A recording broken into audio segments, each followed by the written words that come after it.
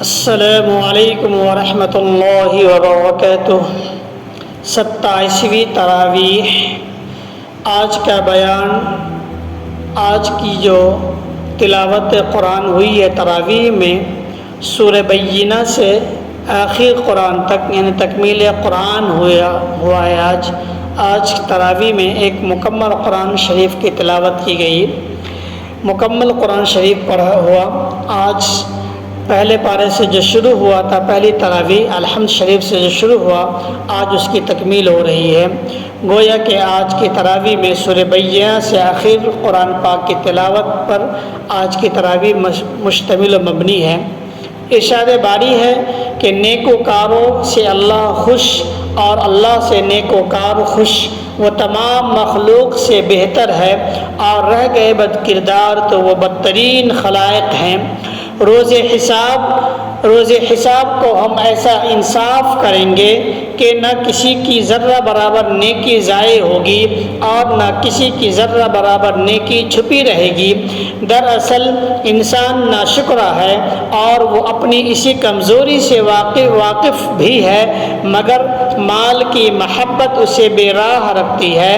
لوگوں، قیامت کی ہولناکیوں سے ڈرو، تم اندازہ نہیں کر سکتے کہ دوزخ کی دہکتی ہوئی آگ کیسا عذاب ہے۔ دولت کے ہوس نے تم کو اللہ سے غافل کر دیا ہے۔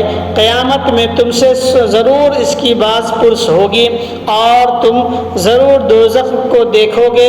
بجز نیک لوگوں کے انسان عام طور پر خسارے میں رہتا ہے۔ ارشاد ہوا کہ چغل خور اور بخیل دوزخ کی بھڑکتی ہوئی آگ میں ڈالے جائیں گے۔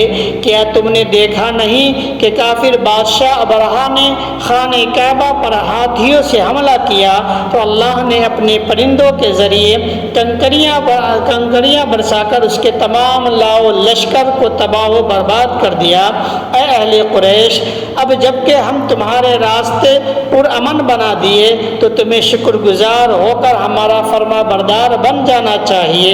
ارشاد ہوا کہ یتیموں اور مسکینوں کو جھڑکنے والے ریاکار بخیل بدبخت ہیں، کیونکہ وہ نماز کی غرض و غایت سے غافل رہتے ہیں۔ اے محمد صلی اللہ علیہ وسلم، آپ دشمنوں کے طعنہ کا اثر نہ لیں۔ دشمن بے اولاد رہ کر خود گمنام ہو جائیں گے۔ آپ نماز ادا کریں، اللہ کے نام کی قربانی دیں۔ حوض کوثر آپ کے لیے ہمارا عطیہ ہے۔ اس کے بعد سورہ کافرون میں اللہ تعالیٰ نے کافر اور مومن کی راہیں الگ الگ متعین فرما دی تاکہ ایک دوسرے سے بیگانہ اور متمیز رہیں۔ فتح مکہ کے بعد فروغ دین اسلام کا ذکر فرما کر حمد رب جلیل کی تلقین فرمائی، اور ابو لہب اور اس کی بیوی پر اللہ کی لعنت فرمائی۔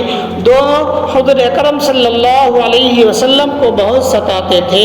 اس کے بعد سورہ اخلاص میں ارشاد ہوا کہ اعلان کر دو کہ اللہ بس ایک ہے، وہ بے نیاز ہے، نہ وہ کسی کی اولاد ہے اور نہ اس کی کوئی اولاد ہے، اور نہ اس کا کوئی ساجی اور شریک ہے۔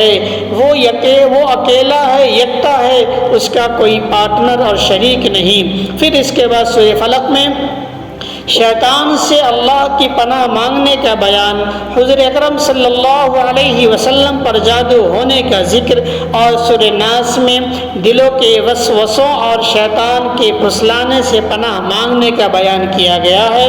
اللہ رب العزت ہماری اور آپ کی ان دونوں چیزوں سے، شیطانی عمل سے اور دلوں کے وساوس سے، ہماری اور آپ کی حفاظت فرمائے، اور ہم سب کو اللہ اپنے نیک راہوں پر چلنے کی توفیق عطا فرمائے۔